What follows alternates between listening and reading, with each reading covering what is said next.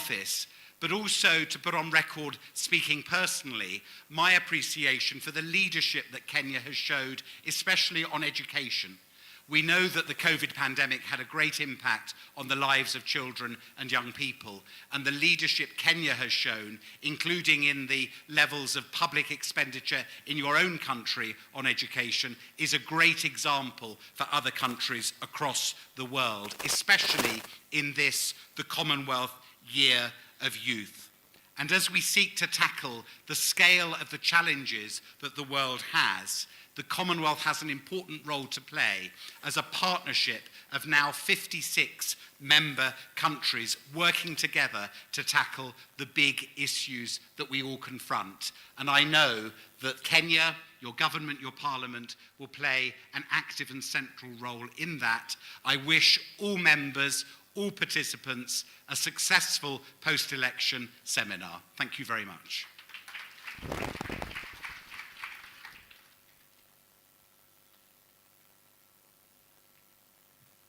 Your Excellency, Mr. President, the Right Honorable Speaker of the National Assembly, allow me now to call our next speaker, the Honorable 𝗣𝗢𝗦𝗧-𝗘𝗟𝗘𝗖𝗧𝗜𝗢, MGH MP, leader of Minority Party. I've never been able to pronounce his name, but he has never bothered to teach me. Karibu.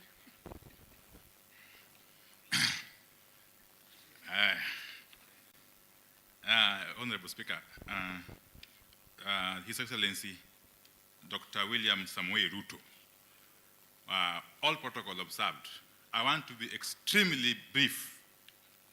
As you know, I am not used to making long speeches. So allow me to go through some written remarks here. It is a pleasure to join and speak to you at this important forum that is now a tradition in Kenya. I will begin by paraphrasing the words of the 32nd US President, Franklin Roosevelt, uttered in March 1933. The times require that we address each other with candor and the decisiveness that the present situation of our nation demands. This is the time, honorable colleague members, to speak the truth, the whole truth, frankly and boldly. And we must not shy from honestly facing the conditions in our country today. Article 95, sub-article 2 of the Constitution mandates the National Assembly to deliberate and resolve issues of concern to the people.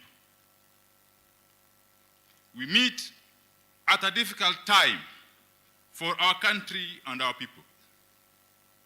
These are not normal times, and we must not settle for business as usual. When we come together as we do today, Kenyans hope we might come up with solutions to the many problems they are grappling with and the many doubts they harbor about the country's future. Majority of us here are elected representatives of the people. The people are our business, and we know they are suffering. From escalating food prices, to escalating costs of secondary education, to rising costs of electricity, and so on and so forth, to lingering questions about the just concluded general elections. Kenyans have concerns, doubts, and fears that we must respond to. And Kenyans feel that sometimes Kenyans feel that we have tended to abandon them and be cozy with the executive. At this forum, and back in Nairobi, we must agree on how to work for the people and not for ourselves or the executive. And this is apparent, really, from the hue and cry about the very, very serious matter of NGCDF. You know, the suffering in our countryside is manifest. And this comes out clear when you come to the realization that most Kenyans have come to view a fund such as NGCDF as their lifeline. And indeed, if I don't speak about NGCDF, perhaps no one else will speak about it. That's a fund that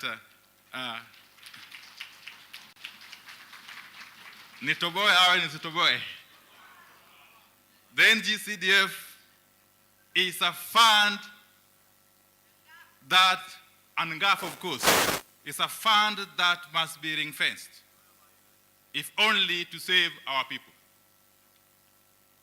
And anybody, any authority that would tend to interfere with NGCDF will definitely meet the wrath of the people. The Constitution of Kenya 2010 enhanced our power in the approval and oversight of the budget. That is one of the subjects we are set to discuss here in this seminar. I want to appeal to all of us, regardless of our parties, to ask ourselves to what extent can we support taxation policies that are clearly hurting our people. Don't we have powers to lessen the tax burden in our country? If the answer is yes, the next question is, why aren't we using that power? Again, why can't we ensure that the national budgeting is realistic and based on solid assumptions, including realistic revenue projections? And I say this with all humility. With all humility. And the Honorable Ndindi Nyoro and my good friend, Honorable Kimani Kuria, who are chairs of Budget Committee and Finance Committee respectively, were members of the Public Accounts Committee in the 12th Parliament, which I was privileged to chair. And I have got no doubt about their capacity to lead those very two key committees. We must, as a country, cut our cloth according to our size. We have to do that. This budget that we keep on talking about 3 trillion. In the financial year 2019-2020, which is the last financial year we reported on as PSC, the total national revenue collection was about 1.7 trillion shillings. In a budget of 3 trillion shillings. That obviously leaves you with a gap, a budget deficit of 1.3 trillion shillings or thereabout. Anybody in basic economics class will tell you that is not sustainable. And this House must do something about it. This House must do something about it. When our people say they can't afford basics like unga and so forth, don't we have the power, responsibility, and mandate to force the executive to act on those complaints? Are we that powerless to be sent by the people to speak and act for them only for us to do nothing? The last time in recent history that Parliament convened while dark clouds of uncertainty, doubts, and hunger hovered over the land was in the year 2018, in the midst of the post-election violence. That Parliament that opened on the 15th of January 2008 went down in history as the one that came up with a raft of decisive steps that restored hope among our people. Resuscitated the economy, strengthened existing institutions, and created new ones to improve governance. That Parliament laid ground for judicial reforms, police reforms, constitutional reforms, electoral reforms, truth, justice, and reconciliation, land reforms, and youth employment, among other progressive initiatives. Above all, the 10th Parliament gave the country a new constitution. What do we, the 13th Parliament, want to be remembered for, having come to office in times very similar to those of 2008? Do we want to be remembered as the assembly that saw suffering of the people and did nothing? Today, we have a situation and I'm just concluding now. We have a situation where Parliament is being asked to originate legislation creating the office of the Leader of Opposition and allowing cabinet secretaries to attend House proceedings and answer questions from honorable members. Are we sure we want to be the assembly that could not take a stand whether we are a presidential or a parliamentary system? Can't we make up our minds for once? Because really, there seems to be consensus on some of these issues. Everybody seems to be agreeing that we need the office of Leader of Official Opposition. Everybody seems to be agreeing that we need cabinet secretaries to be in the House. Okay? Then why can't we just go the full hog and say we want parliamentary system and have cabinet ministers appointed amongst us? Why are we going for half measures? Why? Why? And if we want the office of the Leader of Official Opposition, and we also seem to want the office of the Prime Minister, both political formations, the major ones, this for now, we all agree that we need the office of the Prime Minister. Then why can't we go the full hog and review the Constitution and create that office as the head of government business in the National Assembly? Okay? I am very impressed that the doctrine of separation of powers features prominently in the seminar program. Our nation's political landscape demands constant engagement on the issue. The spirit inherent in this doctrine is to entrench division of government responsibilities between the legislative, executive, and judicial branches, to inhibit concentration of power and provide for checks and balances. This is key to the proper functioning of a democratic system of governance. Indeed, the Constitution clearly assigns specific roles to the different arms of government. However, in the execution of the roles, none of the arms can operate in isolation. It behoves the 13th Parliament to assert its independence while maintaining good working relations with the other arms of government. Strangulation of the judiciary and Parliament by the executive is inimical to the democratic culture that we are trying to cultivate in the country under the new constitutional dispensation. We cannot end this seminar, very finally, without addressing the issue of IEBC. Today, just like in the election of 2007, I know I may be touching a wrong up, but we are leaders, need to talk. Today, just like in the election of 2007, the integrity of the IEBC is being put to question. There are serious doubts about IEBC's future capacity to deliver credible elections. The very existence of IEBC is in doubt. We have earned the dubious distinction as a country whose electoral body was split into two at a most crucial phase of its undertakings. We cannot therefore afford to approach the sensitive task of reconstituting the IEBC in a business as usual manner. Do we want to simply aim at scoring political points in this delicate exercise? Or do we want to be the assembly that put Kenya family on the path of credible elections managed by a respected institution that enjoys the support of Kenyans across the political divide? Can't we be the house that solved with finality the problems that deny credibility to this institution that is so critical to political management of our country? As I finish now, I want to refer you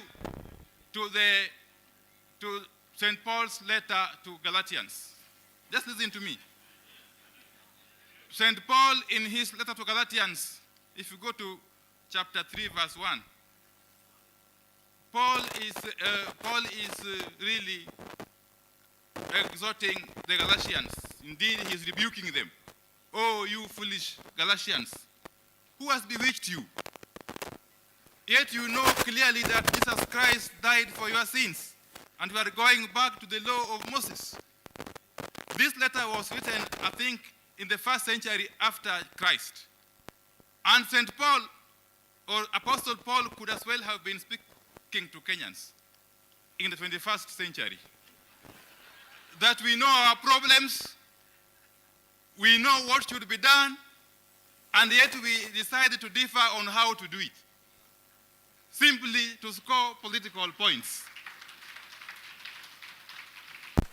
St. Paul must have been addressing us. With all those very many remarks, thank you, honorable colleagues, and may the Almighty God take care of you. Thank you.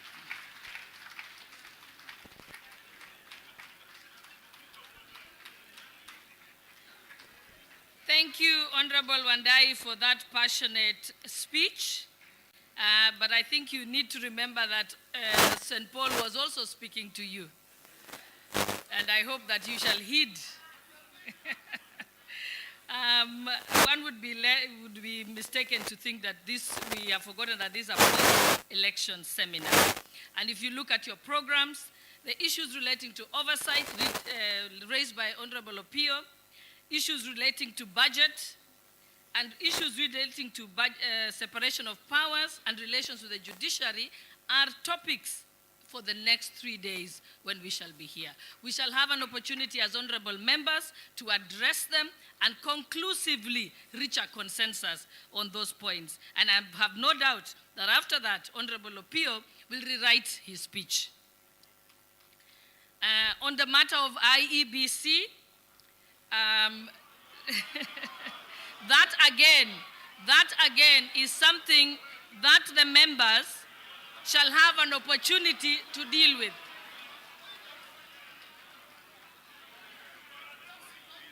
Okay, members, we have an opportunity to look into that. And now, without further ado, I'd like to invite the Honorable Kimani Ichung'wah, MGH MP and Leader of Majority. Karibu. Thank you, Deputy Speaker. Your Excellency the President, His Excellency the Prime Cabinet Secretary and the Right Honorable Speaker of the National Assembly, our Governor for Mombasa County, the Honorable Abdul Samad, honorable members, good afternoon.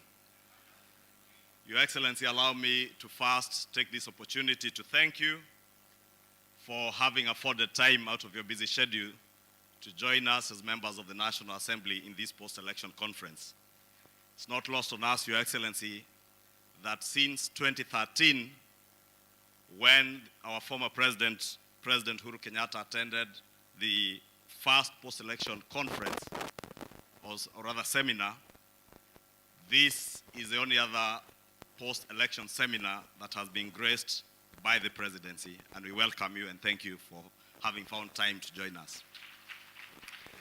Allow me to, Your Excellency, to take this opportunity to profoundly thank all the members of the National Assembly and our staff in Parliament for also having afforded time from their otherwise very busy schedules during the recess period.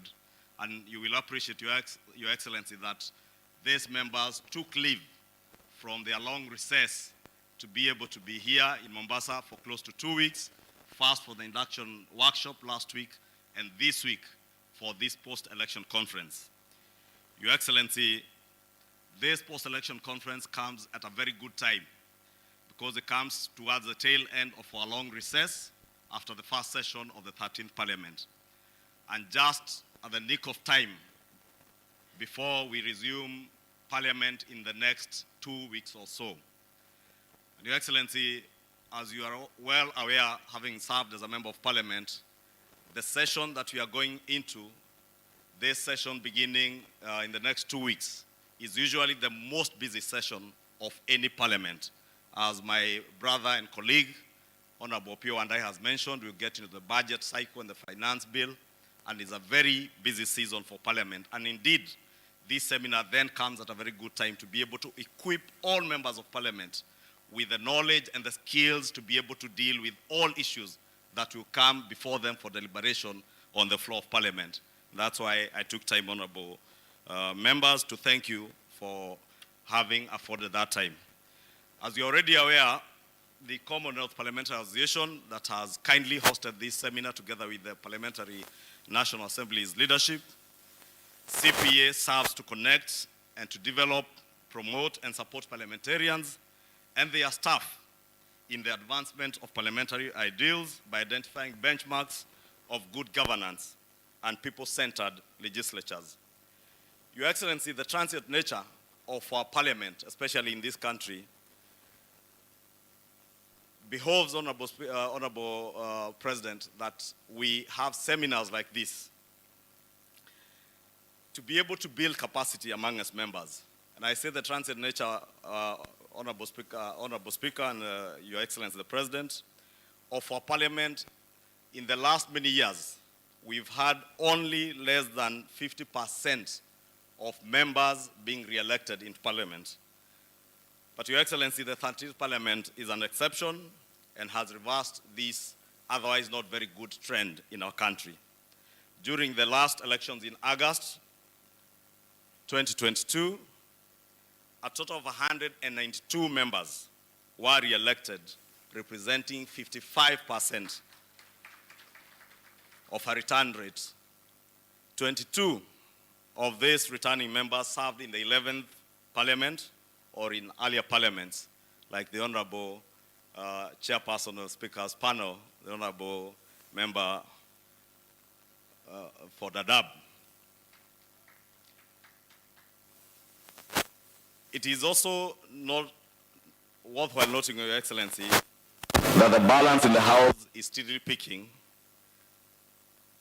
in terms of gender balance. And out of the members that were elected in this assembly, 81 female members comprising of 47 county women representatives, 28 elected single-member constituency MPs, and 6 nominated members are of the female gender. This representing 23% of the total membership of the House, and therefore slightly short of the 10% to achieve the 1/3 gender rule constitutional threshold. Your Excellency, aware that a number of us are first-time members, this forum is also very suitable for interaction, for experience sharing, and we've already had that opportunity from many of our resource persons who have been able to speak to us this morning, and also for expectation management on legislative discourse as a member of Parliament. Honorable members, we are here to equip each other with basic knowledge on parliamentary practices and procedures, and to be exposed on how to effectively discharge our constitutional mandate.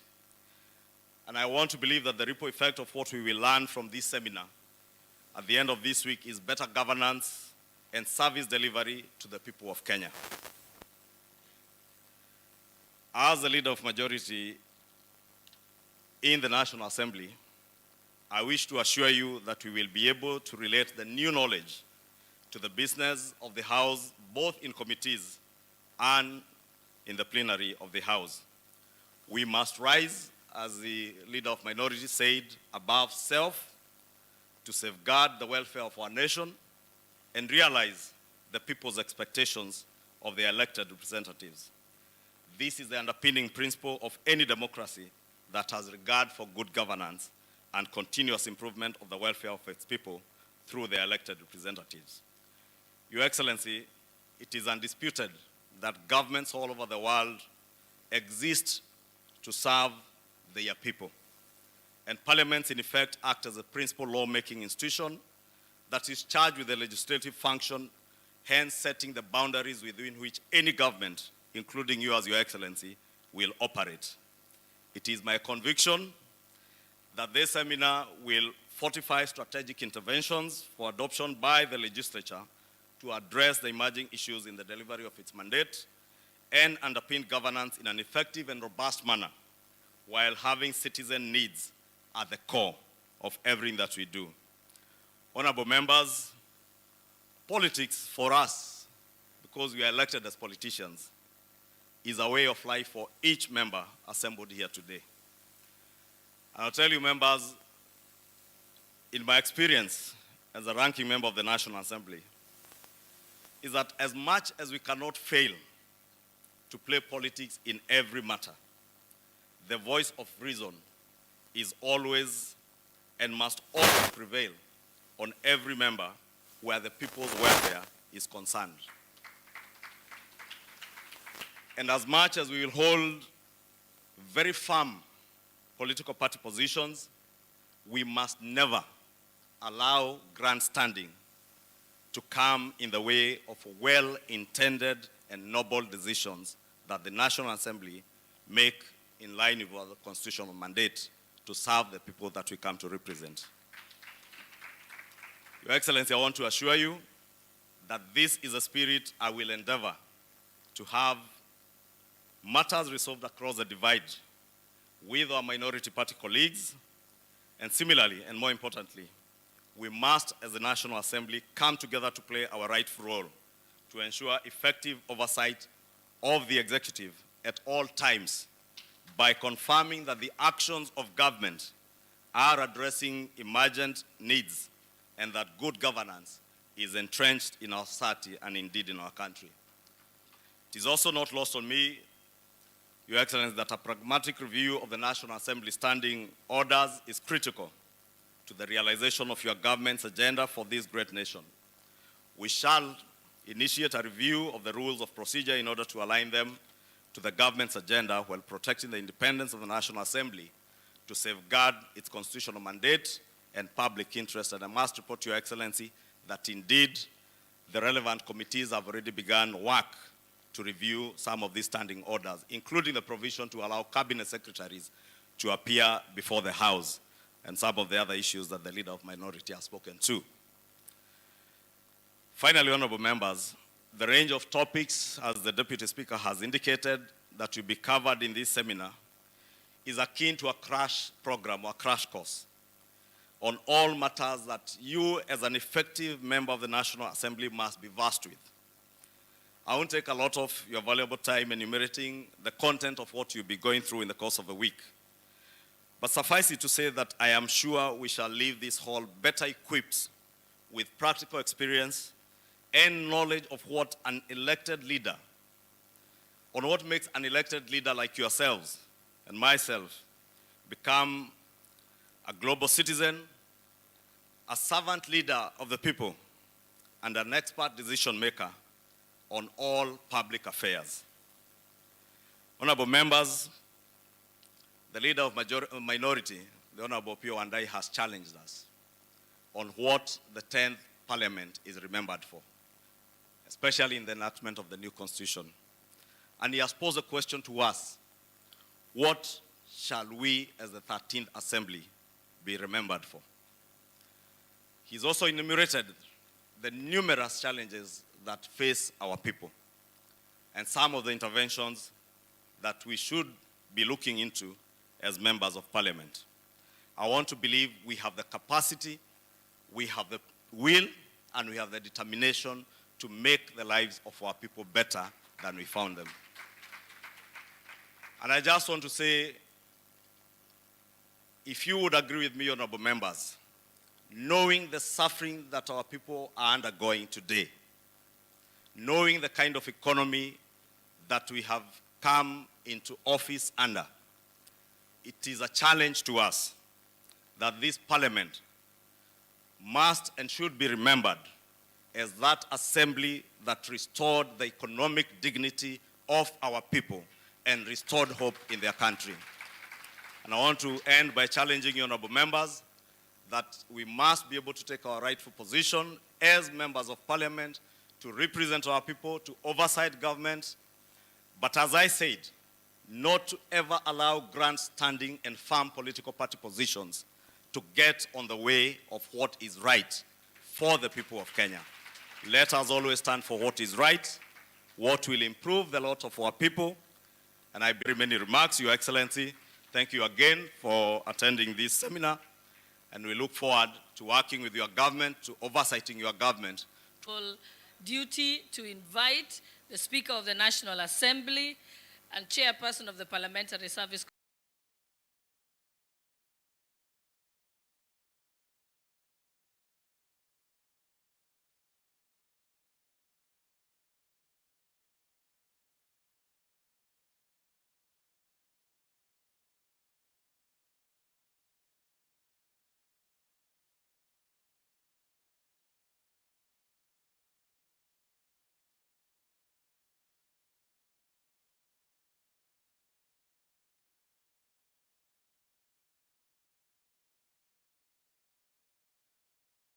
Commission, the Right Honorable 𝗦𝗘𝗠𝗦𝗧-𝗘𝗟𝗬. Karibu.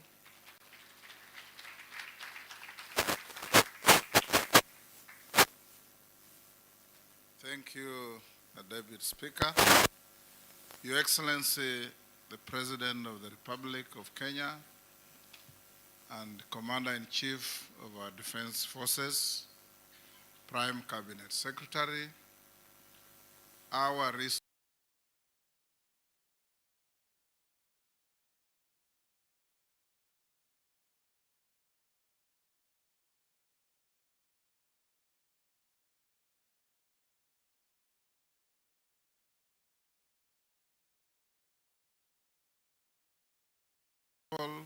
led by Mr. 𝗦𝗘𝗠𝗓𝗖𝗓 from CPA, our majority and minority leaders, deputies, the distinguished Governor for Mombasa County 001, commissioners of the Parliamentary Service Commission from the National Assembly, chairs of various committees and your vice chairs, distinguished honorable members, ladies and gentlemen. Your Excellency, we take the opportunity to welcome you to this post-election seminar being held here in our tourist city of Mombasa. This seminar is not just a get-together by members of parliament to engage in a talking shop. It is absolutely critical to fresh men and fresh women in the House. Parliamentarians who have come for the first time will have tremendous opportunities to learn on how to discharge their triple mandate of representation, legislation, and oversight. For the old-timers, this may look rhetorical, but for the new members, this is novel. And we come here, Your Excellency, to reaffirm our commitment to our republic, to our democracy, to our constitutionalism, and above all, to our duty as Parliament to understand and appreciate at all times that the centrality of our 2010 Constitution are the people of Kenya. And it's the people of Kenya that we all, including yourself, Your Excellency, have taken oath of office to serve. As Parliament, we will play our role. We will pass laws that are pro-people, laws that will enhance the change that we desire and require in the country. As a Parliament, we will help you to ensure that the resources that the people of Kenya place in the hands of the government through taxes are put to good use. And as a Parliament, I'll encourage our members to ensure that you represent the people who elected you individually and collectively with vigor, with confidence, and with utmost effect. Your Excellency, in the last week, there was a minor standoff in this seminar because of the delayed disbursement of CDF. Yours truly here came down, met the members, And we discussed very candidly, having engaged the executive back in Nairobi, and now the matter is behind us. We have a clear roadmap from the executive on how to disburse CDF timely so that members can be able to deal with situations that require the use of those resources. We equally dealt with the issue of the Affirmative Action Fund for Women, called 𝗦𝗡𝗠𝗥, and also the timely disbursement of those funds. The executive has done its bit last week, but much more will be done, I have no doubt, in ensuring that CDF and 𝗦𝗡𝗠𝗥 are readily available to help the populace. What I want to assure you, honorable members, and this I speak with authority because we have consulted widely and deeply, is that CDF is here to stay. And it's incumbent upon you as members of parliament to engage meaningfully and effectively to ensure that the irritations you keep getting from vexatious litigants going to court on each and every issue at every twist and turn to frustrate the management of public resources that help the ordinary people must be put to rest by ring-fencing these funds in the Constitution. Because the bogey boy of the litigation is always the constitutionality of the funds. Make them constitutional beyond any reasonable doubt, and the vexatious litigants will be run out of business very quickly. Thirdly, Your Excellency, this seminar is good and rich because for the first-timers, they are going to be exposed to a lot of issues on what is expected of them. They have to learn on how to deal with budgets. They have to learn on the limits and extent of their privileges. They have to learn on how to be effective representatives. They have to learn on how to be effective oversighters of the executive. And above all, this is a mold that takes you to be great statesmen and women in our republic. And as I told you last week, noblesse oblige. Nobility carries responsibility. So as members of parliament, we expect nothing less from you but conduct with extreme and absolutely admirable and unimpeachable decorum. Because you represent people, you carry their aspirations. So as your speaker, I want to encourage you, even when you want to actively disagree with an issue, it is demeaning and an affront to the title you carry for you to raise your voice unnecessarily and beyond reasonable measure. We can disagree in a very, very soft way. I always say you must choose to engage in megaphone diplomacy, and we shout at each other from the top of KICC, or we whisper into the right ears to get the right issues done. Both will give you the same effect, but the whispering will give you a better effect. I want to end, Your Excellency, by encouraging your government that these members of parliament are a resource for you. Your agenda will only get effect and meaning when it is turned into legislation. Any regulations from the executive take effect and meaning when they are approved by parliament. And as a parliament, we'll be able to work hand in hand to ensure that the people of Kenya get what they deserve, get what they need and live an incrementally better life than the time you came into power. We as Parliament have a cardinal duty to defend the Constitution, to uphold the Constitution, and we are going to do so without any fear or favor. Whatever you have sent to us to deal with is already before committees.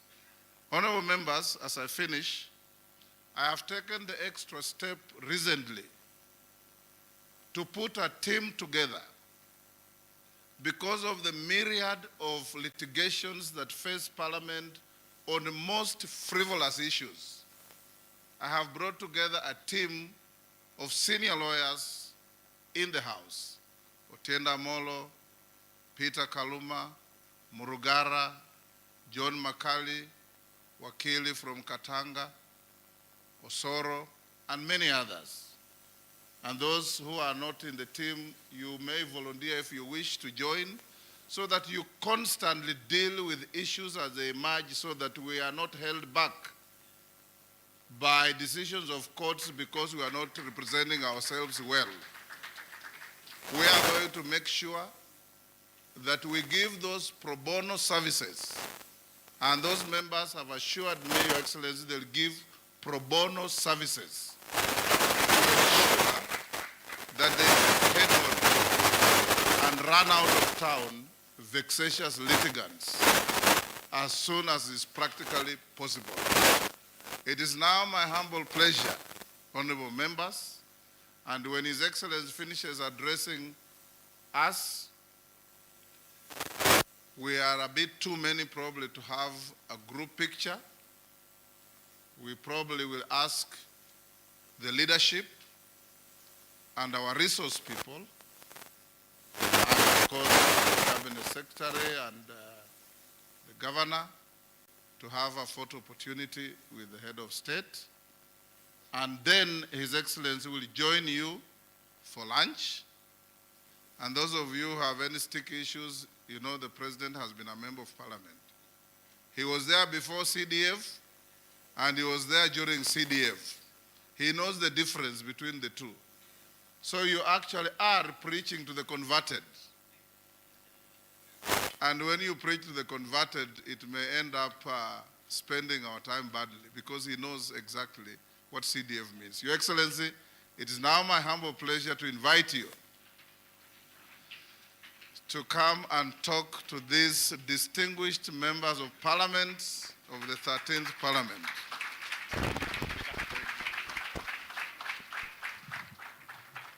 Tafadhali tuketi chini, asanteni sana. Thank you very much, honorable members.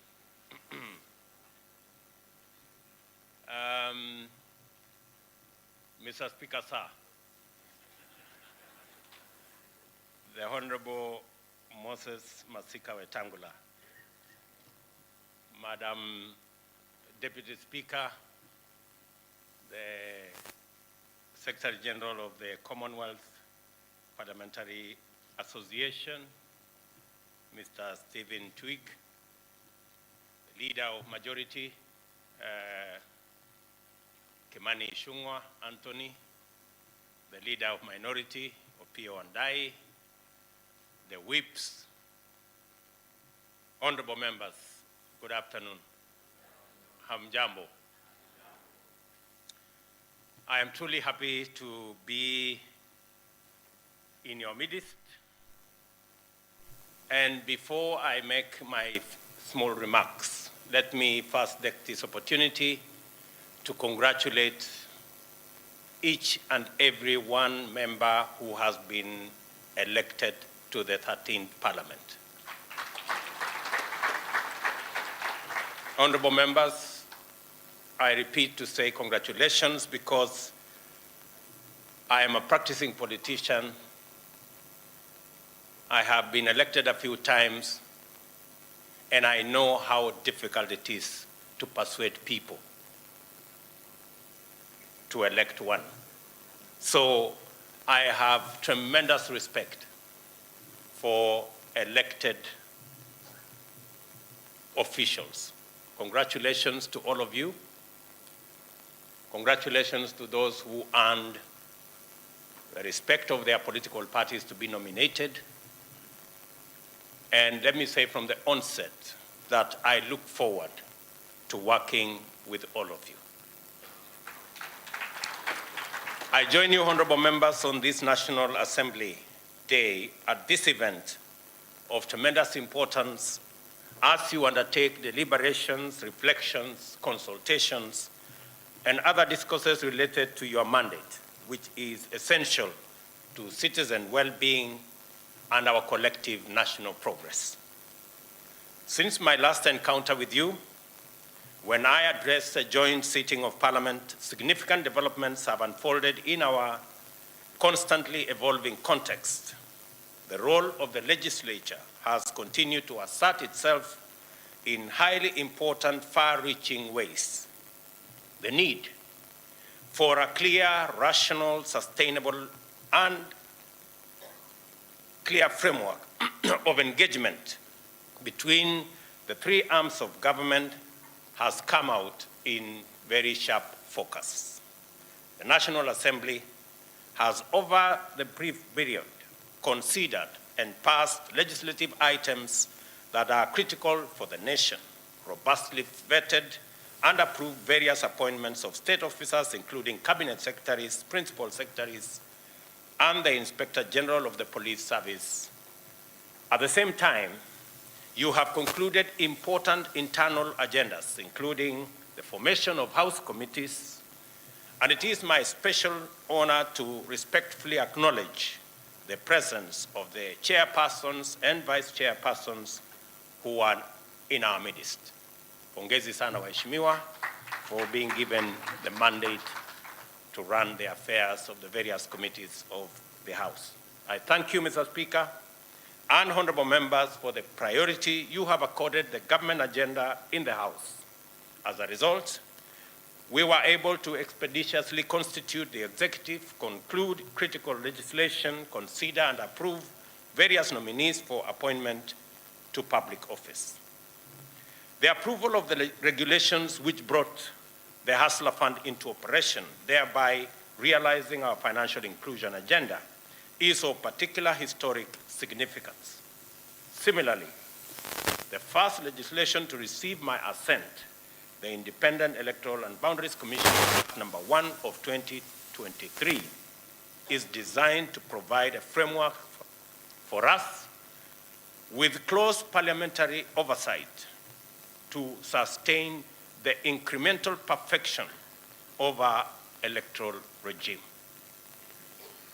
And in so doing, the National Assembly played its part in setting the stage for us to deliver on our commitment to undertake a radical socio-economic transformation with a view to uplifting Kenyans and all our people.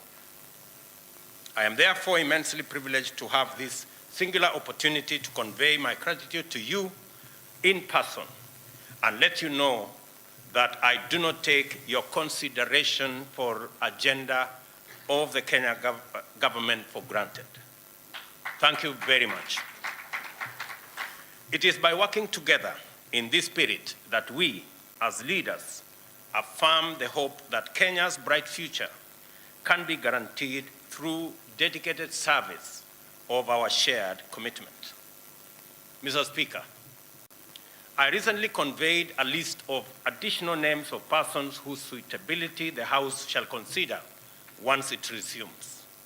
I request honorable members to perform their duty expeditiously to enable successful nominees assume their roles without delay.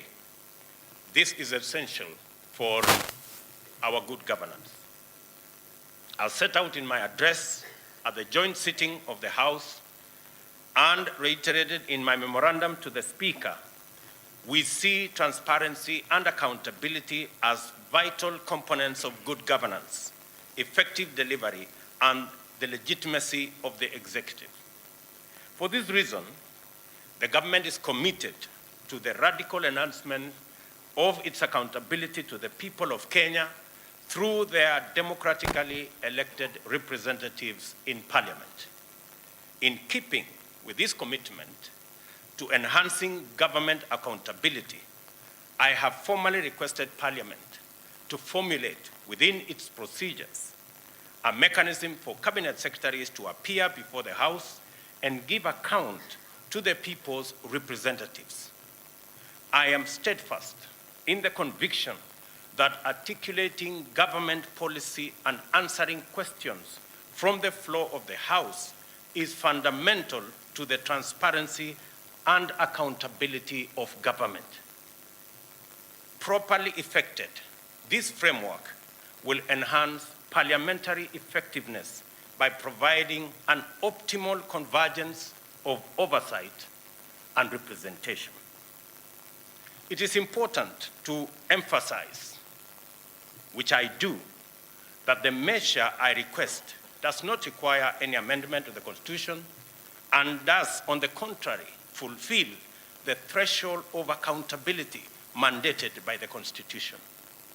I therefore respectfully reiterate my request to Parliament and urge honourable members to move with speed in effecting the appropriate amendment of the standing orders once the House resumes, so that Article 1534B, that states that Cabinet Secretaries shall provide Parliament with full and regular reports concerning matters under their control, is actually effected. And with a lot of respect, let me make this argument. I was privileged to be part of the constitution-making process. And we had an opportunity to decide whether this country would go parliamentary or presidential. The people of Kenya decided unanimously that they wanted to elect their president. So we have crossed the Rubicon on matters parliamentary or presidential. We've crossed that Rubicon.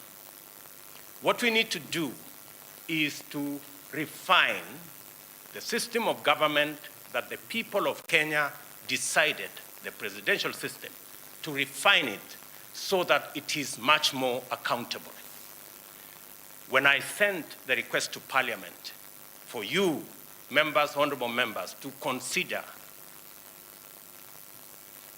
cabinet secretaries answering questions directly to members of Parliament, it was not an issue of trying to renegotiate the Constitution.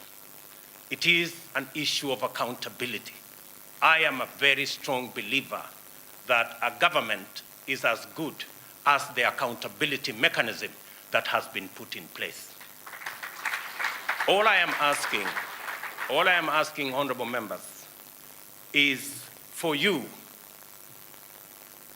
to better, much more effectively, much more efficiently, to be able to discharge your responsibility of oversight over government.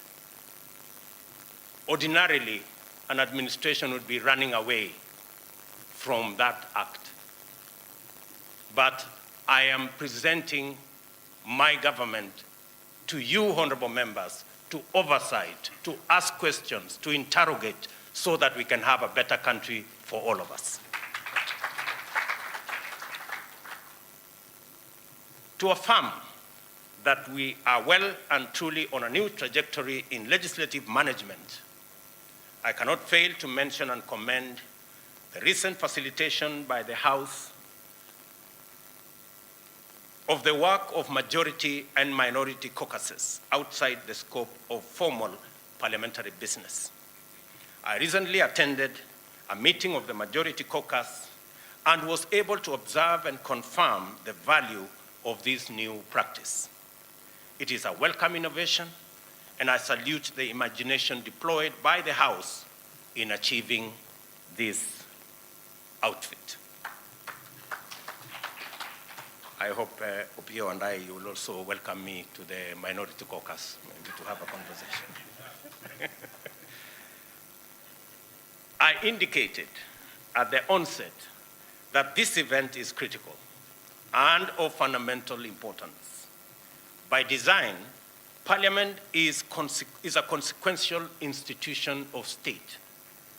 A democratic government is underpinned by a representative assembly.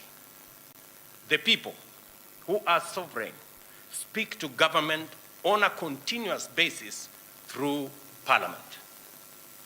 Through their members of Parliament, the people ask questions, find answers, audit the exercise of power and resources by their authorized officials, authorize the sharing of resources, interrogate, and moderate public policy.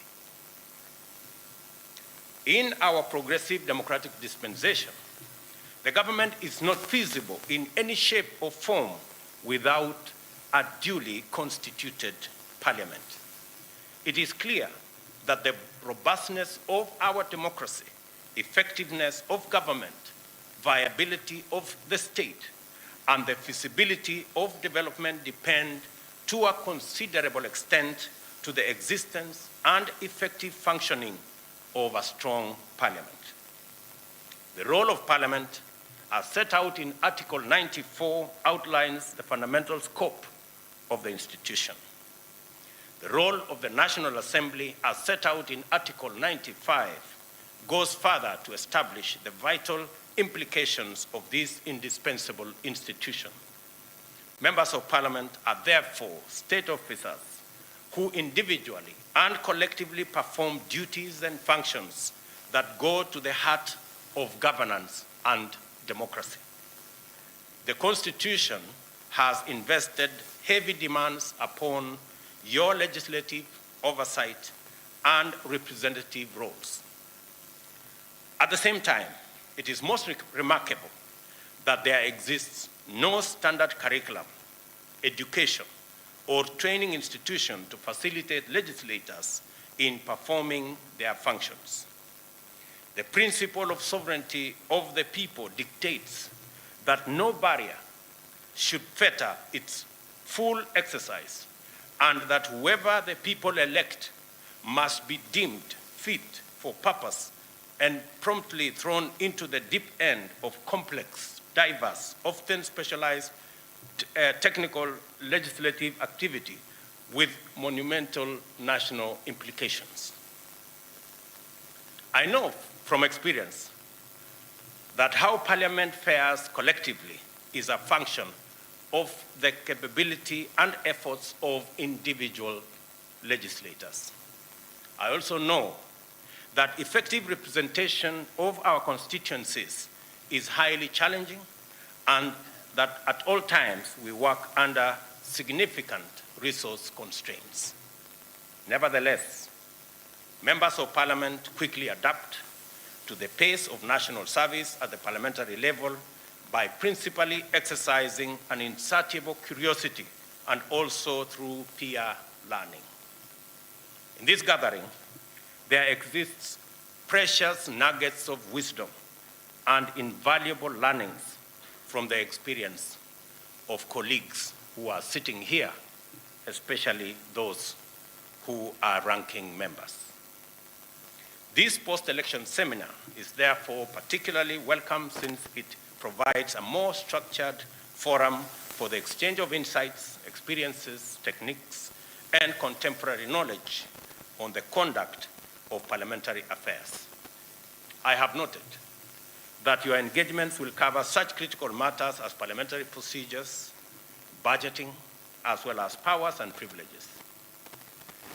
These go to the heart of your role as parliamentarians and will simultaneously fulfill the functions of a welcome new learning for debunked members and a timely refresher course for the veterans.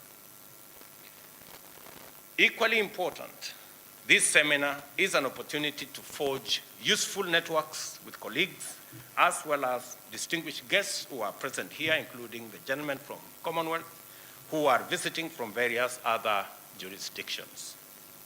By design, our parliament represents the face of Kenya.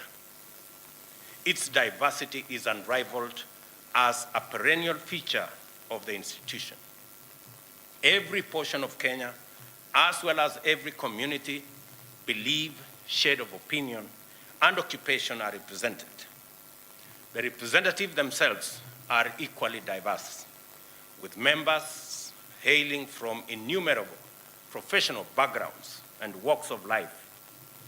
Among our members of parliament are lawyers, doctors, engineers, including Sudi, hospitality professionals, teachers, former military and police personnel, administrators, trade unionists, and businessmen in various networks and sectors.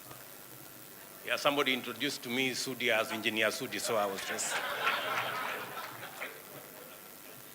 I celebrate this diversity and encourage you as leaders to embrace it as a platform to champion a Kenya that is strong and united, yet proudly diverse and inclusive. We must be more intentional in order to make this tremendous endowment count for the betterment of our nation. I am further encouraged to witness the fact that your appetite for diversity is not restricted to our local situation.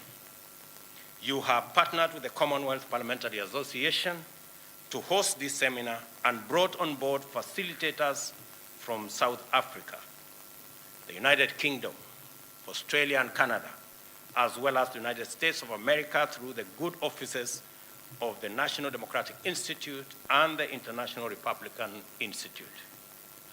The objectives of this seminar are aligned with long-standing collaboration between Kenya and the Commonwealth Parliamentary Association, as well as the agenda for the development of parliamentary democracy that we share throughout the Commonwealth family.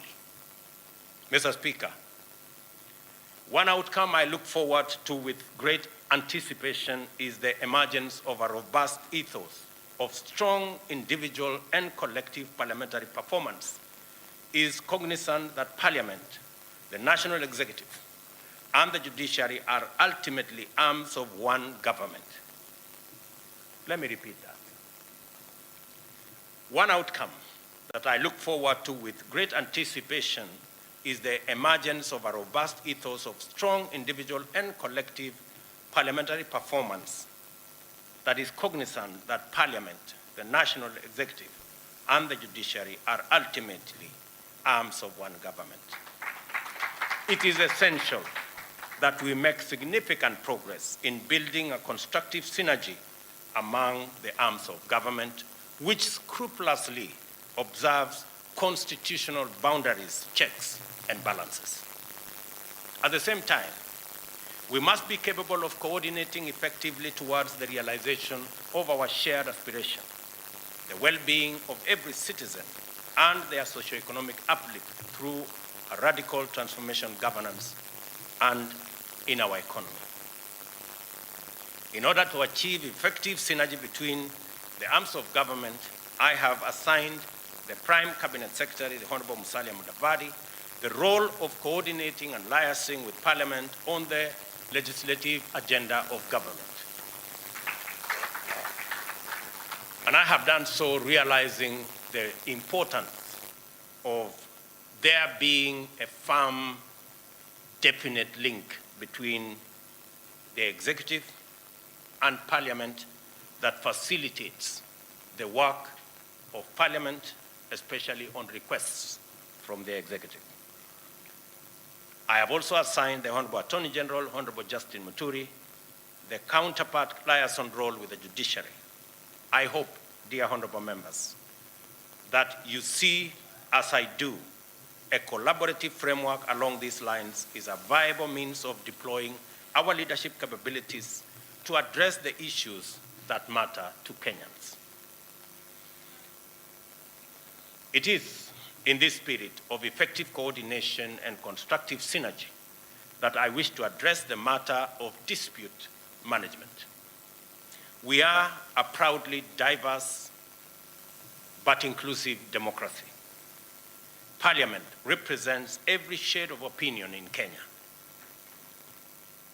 Differences, disagreements, and divergent standpoints are inevitable.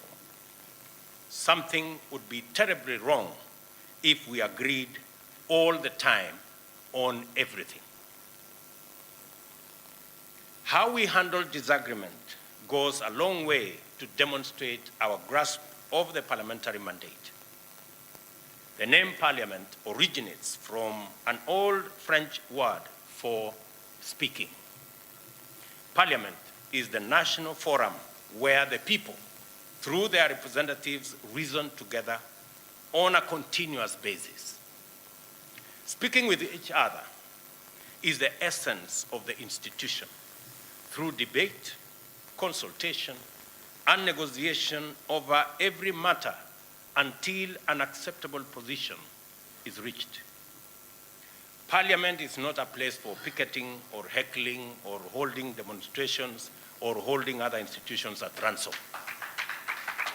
I must respectfully observe that the emerging practice of litigating disagreements through the courts not only contradicts the essential purpose of parliamentary institutions, it demonstrates the failure of Parliament at the level of institution and at the member level. The people elected members of the National Assembly to perform their work through Parliament, not the judiciary. If the people had wanted their representatives to litigate their matters in the courts, the Constitution would have provided for the elections of magistrates or judges, not parliamentarians. What I'm trying to say is the following, that there will always be issues, and I want to encourage the leadership of Parliament and the collective body of members of Parliament, both in the National Assembly and in the Senate, that we cannot continue to take our disagreements to the judiciary. If anything, we are surrendering the legitimacy of the houses to the judiciary. And the only beneficiaries of these litigations are those people the Speaker was talking about. The vexatious litigants are the only beneficiaries, and of course, the good people. I do not want to run into trouble with lawyers, but they are the only other beneficiaries of those litigations. So I would really encourage Parliament, if Parliament actually has the power to constitute itself into a court, how does one court take another court to court? You know, it really must be something that Parliament must really think about. And members from across the divide should be able to provide leadership in a manner that we can be able to create consensus on issues that affect the Houses of Parliament. It is time for the leadership of Parliament in both houses and at the majority and minority parties to take a clear stand on this matter and decisively move to discourage the prosecution of parliamentary business in courts. There are some courses of action which automatically fall off our set of strategic options once we properly internalize our purpose, role, and function. For parliamentarians, court litigation is such a course of action. Let us resolve our issues within Parliament. As earlier observed, the National Assembly is essential to the proper functioning of government and the achievement of development aspirations. It holds immense power with fundamental implications for every dimension of national endeavor. This power, however, must be exercised with prudence, restraint, and a strong sense of sustainability, especially as pertains as budgeting. I agree entirely that we must cut the cloth that fits us. We cannot continuously have an oversized budget and imagine that there will be some miracles that will happen. When I came into office, we had a budget that we needed to borrow 900 billion. And I thought that was reckless and irresponsible. I cut it down to 600 billion. I will be presenting shortly our revised budget that will actualize that commitment that I made to the country.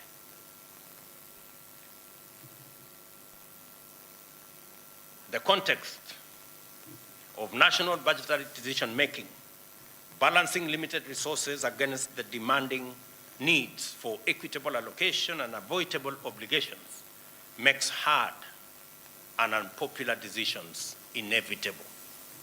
The scope of our budgetary ambitions is firmly dictated by our ability to finance it through available revenue-raising measures. Service delivery depends on appropriation of available resources, and it is quite clear that not every item we deem urgent and necessary will be financed. And when I say available revenue-raising measures, I mean that each and every one of us, once we agree on a tax regime, each and every one of us must pay their part of taxes. We cannot continue to operate in a space where those in power exempt themselves from paying taxes using all manner of instruments, while those who do not have as much power pay tax. All I am saying is that the good people who are used to exempting themselves from paying tax, their day is up. Every citizen must pay tax. That's all I am saying. And it doesn't matter, even if they sponsor demonstrations so that they don't pay tax, I want to promise them they will pay tax. There's no more exemption. This country is not the animal farm, where some are more equal than others. We are going to have a society where every citizen carries a fair share of our burden to raise taxes. I am not talking about additional taxes. I am talking about taxes that have been agreed upon by Parliament and signed into law. We must therefore be especially prudent, by which I mean that it is our duty to avoid increase in budgetary allocations regardless of financing capacity, and to endeavor at all times to use our offices as servants of the people to ensure that government lives within its means. And that is a collective responsibility, both by the executive and by the legislature, that we ensure that our budget-making process is aligned to the resources that we have. This calls for us to bring back our expenditures within sustainable limits. Our recurrent expenditure currently outstrips revenue collection. You will recall that in our last interaction, I directed the National Treasury to reduce budgetary allocation, as I said, in this year's budget by about 300 billion.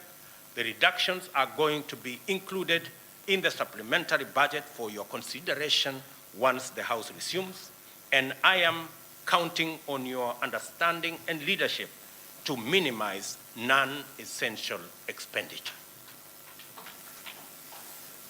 As pertains the NGCDF, you don't need to convince me about the importance of decentralized funds in meeting the everyday needs of ordinary citizens at the grassroots. I was a member of parliament when there was no CDF. I was a member of parliament when we introduced CDF. I know the difference. It is like day and night. I understand the pressure that you are in regard to this matter. And I am also aware that the National Treasury has communicated its commitment to a disbursement schedule that is realistically aligned to revenue projections and actual collections. I therefore ask you to be understanding and to work with what is actually possible. And I will be as candid as I can be so that we don't overpromise and we don't underdeliver. I reiterate that we must take a stand and play our part in enhancing budgetary sustainability and minimize fiscal risks by aligning our demands with the best budgeting principles within the limits of our budget policy. Due to the prevailing drought, our people are undergoing food stress. We are taking measures to alleviate the situation by distributing basic food supplies to the most vulnerable in affected populations.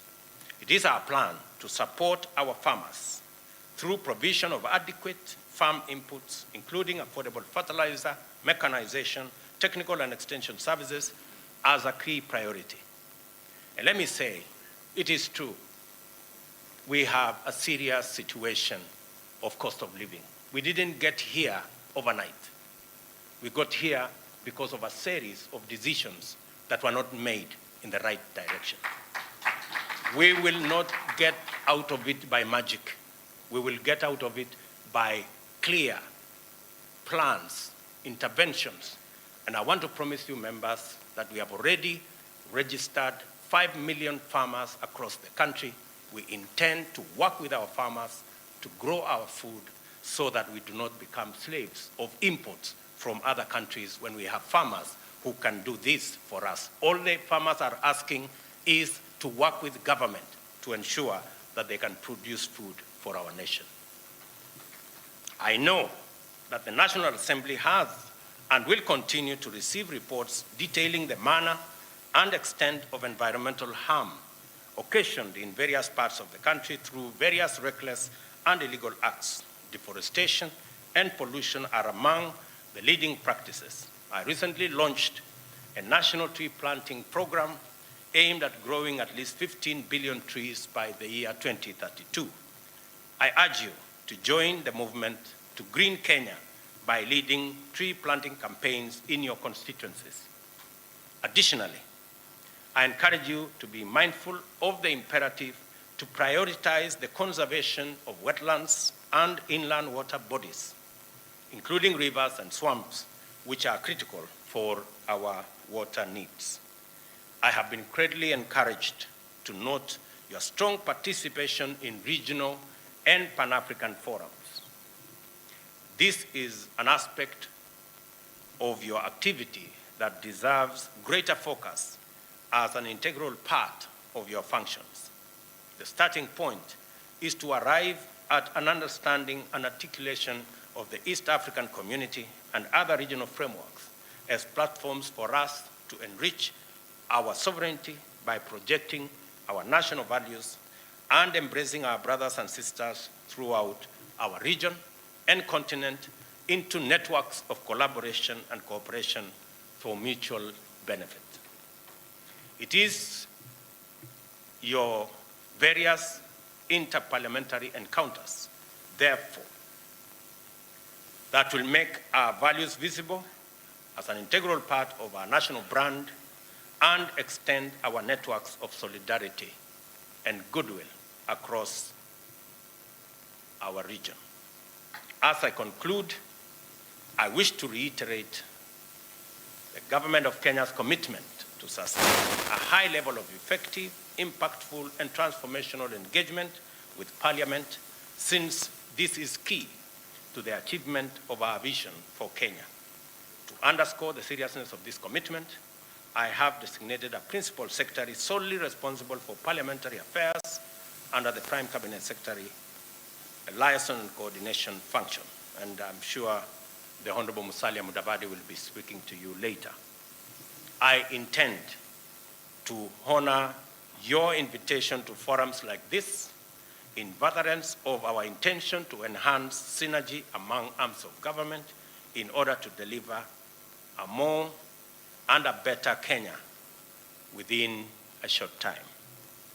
And let me commit to this August gathering that we will continue to explore avenues of building synergy between what you do and what the executive is doing, and I have no intention whatsoever to compromise the oversight role or the independence of Parliament. Parliament must always defend its independence and must always act independently as is required by the Constitution, as we do in the executive and as we do and as the judiciary does, all understanding that we serve the same people, but we have to do so from different platforms. It is now my pleasant duty, honorable members, to declare this seminar officially open. I wish you very fruitful deliberations. May the good Lord bless us.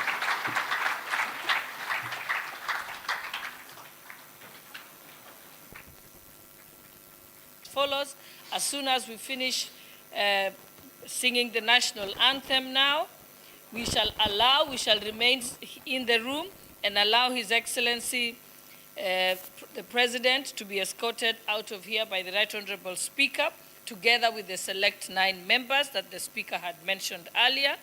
Thereafter, we shall all leave and move to the dining room and be seated, and then the President shall join us for lunch shortly thereafter.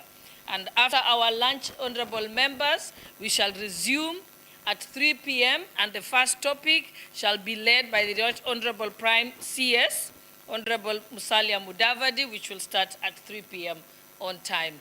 Thank you, honorable members. We may now have the national anthem. Let's remain standing for the national anthem.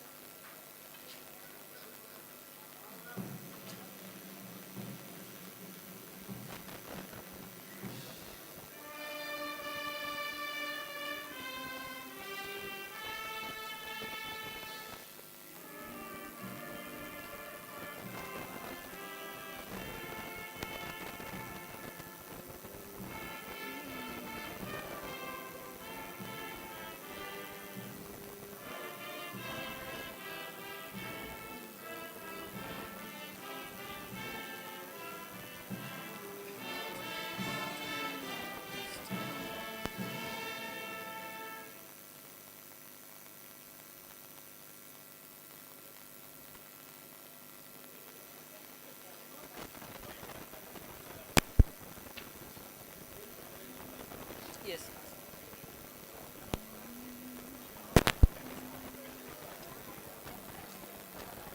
Ngoje kwanza.